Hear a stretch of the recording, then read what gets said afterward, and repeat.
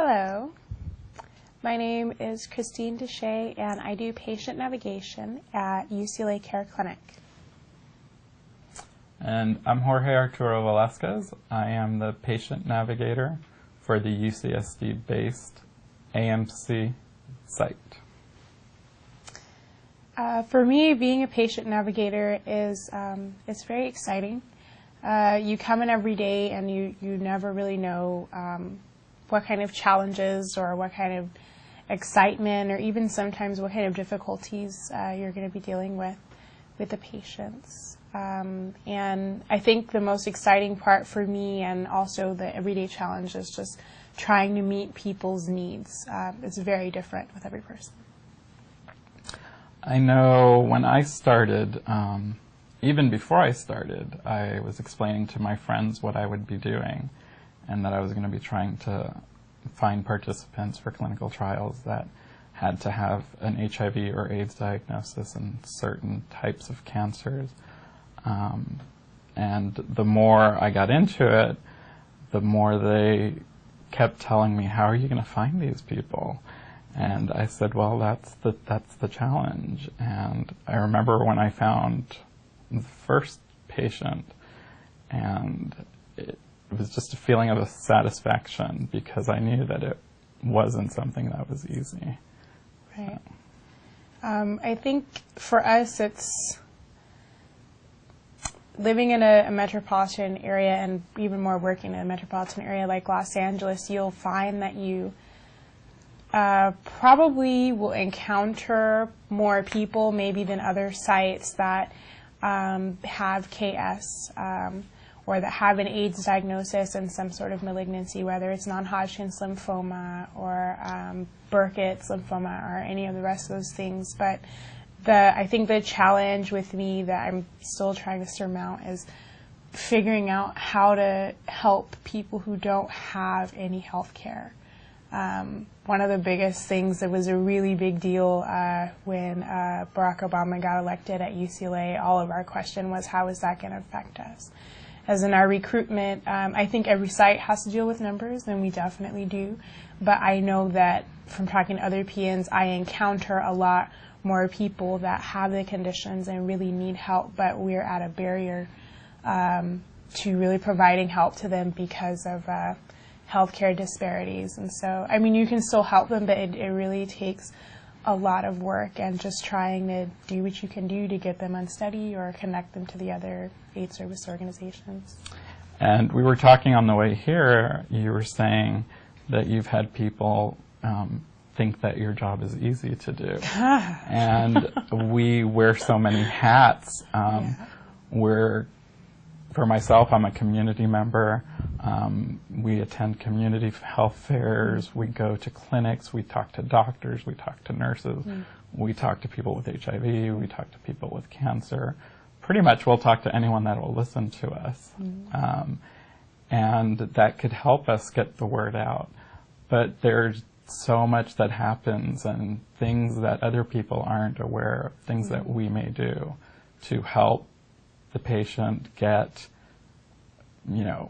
medical benefits, or, like the Lymphoma Society sent one of my friends a check, and he did that on his own, but I didn't even know that was something that existed. But so I'm learning also through this process, and there's just so much information out there. And definitely. I think the next time that we go through just making progress on this program, we should consider like System Navigator as a title, because like we were talking about on our way over here, you could have so many different titles, but the biggest challenge for me, it's exciting, it's frustrating, it's a very dynamic relationship, is really the challenge of understanding the system of the community that you're in, and then on top of that, understanding the interaction between those community members in that system. And in some places that can be a very negative thing, in some places it's positive. It just depends on the resources available. And so I think that's like the biggest thing every day when I come to work is that dynamic and that relationship of community members and then the system that we're dealing with, and somehow, making that a triangle rather than a war by adding clinical trials into those treatment options. And then it sounds like we're talking a lot about barriers, but it also sounds like we're bringing up the solutions, and that Right. we're hoping that as patient navigators, we're contributing to that solution. And another barrier that I find in San Diego, which is a border town, is the cultural difference, but also the language barrier. Right.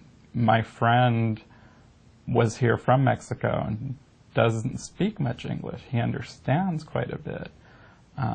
But even so, there were times I went to visit him and the nurse would give him instructions, and I knew he didn't understand, and as soon as she left, I said, "What did she just tell you?" And he's like, "I don't know." So, the translation, and, hospitals do have translators available. They cost money, but, they need to be using them. And in that case, I was there, and I was able to translate.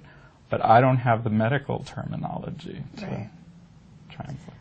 On that note, I would say that should be a really big priority for the future. I also speak Spanish. I come from a Caribbean Hispanic background, but I was just on the phone in a call yesterday with someone who I think was from Guadalajara, and I was not both able to navigate the differences in our jargon, period, just in our colloquial jargon, because when you have somebody who has a Puerto Rican background who's trying to talk to someone from Guadalajara, it's like someone from, Southern California trying to talk to someone with a Cockney accent. Like, sometimes even that sounds like a different language.